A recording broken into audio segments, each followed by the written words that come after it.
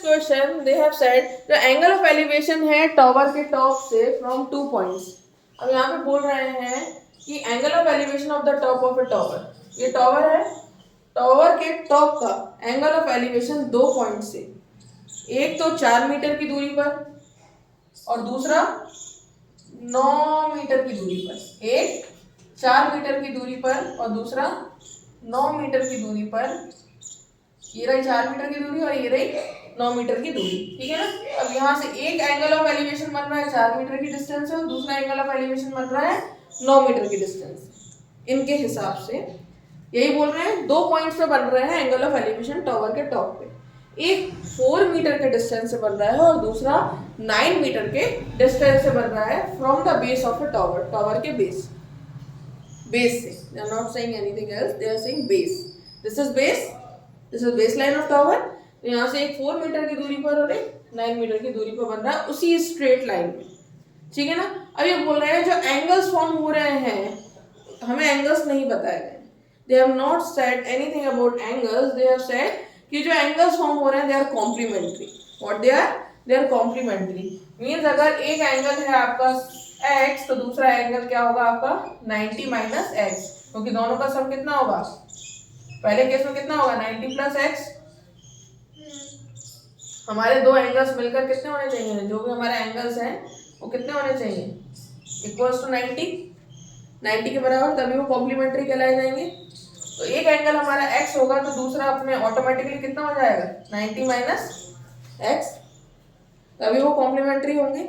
तो ये एंगल हम मान लें कि x है तो दूसरा ऑटोमेटिकली कितना हो जाएगा 90 माइनस x, क्योंकि इन्होंने हमें एंगल्स मेंशन करके नहीं दिए हैं, बट इतना मेंशन कर दिया है कि जो एंगल्स बन रहे हैं वो कॉम्प्लीमेंट्री हैं। कैसे हैं, कॉम्प्लीमेंट्री। तो हमने उनको मान लिया, एज्यूम कर लिया कि एक x होगा तो एक जो भी x होगा, यानी कि अगर वो 45 है तो दूसरा 90 माइनस 45 होगा, तभी तो दोनों मिलकर 90 फॉर्म करेंगे, ठीक है।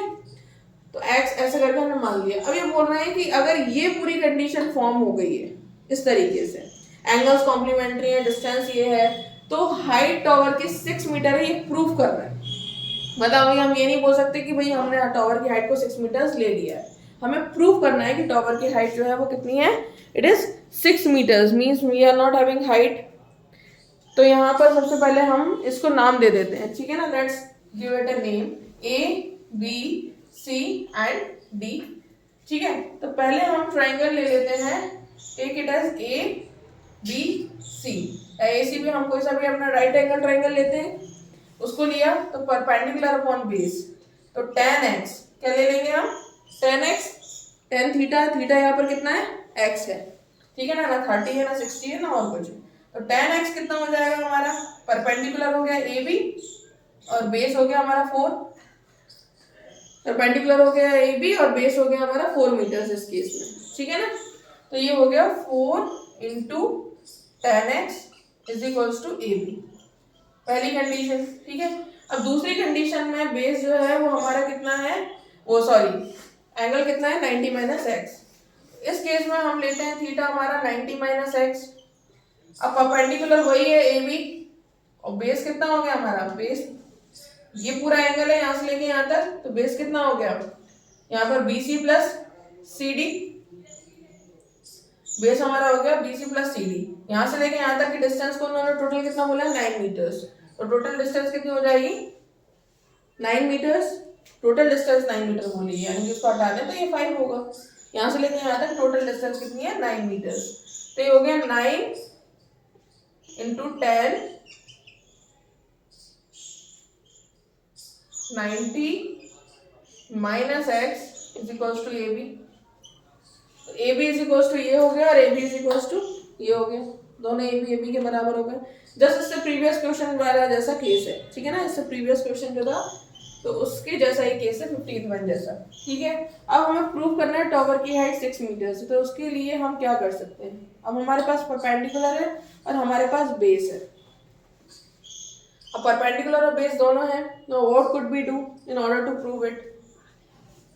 अब दूसरी चीज और क्या समझ में आ रही है, इसको देखकर हम क्या समझ सकते हैं कि हमें प्रूफ करना है, तो हाउ कुड बी प्रूफ। तो सबसे पहली चीज तो tan 90 माइनस एक्स यहाँ पे लिखा है, तो tan 90 माइनस एक्स को और क्या बोल सकते हो आप, tan 90 माइनस थीटा है ये, x मतलब tan 90 माइनस थीटा।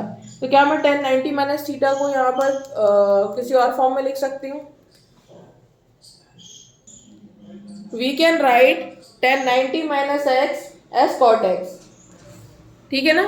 तो यहाँ पर हम tan 90 माइनस एक्स को कॉट एक्स लिख सकते हैं, ठीक है ना, क्योंकि tan 90 minus theta cot theta होता है, जो कि हम ट्रिग्नोमेट्री में पढ़ चुके हैं, ठीक है ना। तो ये तो रहा हमारा 4 इंटू tan एक्स, ये रहा हमारा 4 tan x इज इक्वल्स टू ए बी, और ये रहा हमारा 9 into cot x. tan 90 minus theta हो गया हमारा कॉट थीटा यानी कॉट एक्स, यहाँ पे थीटा मतलब एक्स। हम चाहें तो एक्स को थीटा भी लिख सकते थे, चाहते तो यहाँ पे लिख देते थीटा और एक्स की जगह लिख देते 90 माइनस थीटा, और विश जो लिखना चाहो आप लिख दो, है ना, इट डिपेंड्स ऑन अस। तो ये हो गया ए बी, ठीक है ना।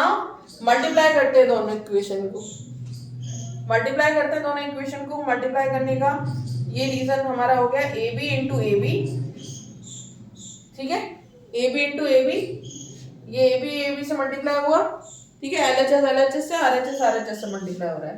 तो 4 into 9 into tan x into cot x, ये सब आपस में मल्टीप्लाई हो गए। 4 tan x और 9 cot x ये मल्टीप्लाई हो गया एक तरफ, और एक तरफ A B into A B multiply हो गया, ठीक है। तो ये क्या हो गया, A B square is equal to 36 into tan x into cot x. और ये जो कॉट एक्स है इसको हम क्या लिख सकते हैं, 1/10x, रेशियो के हिसाब से देखा जाए तो 1/10x, और 10x से 10x जो हो गया कैंसिल हो गया। अब ए बी स्क्वायर जो है उसका स्क्वायर इस तरफ आएगा 36 पे, तो कितना हो जाएगा, रूट 36 का रूट कितना होता है 6, hence proved that height of the tower is 6 meters, hence proved। तो ए बी जो हाइट है वो हमने कितनी निकाल ली यहाँ पर 6 meters निकाल ली, hence it is proved।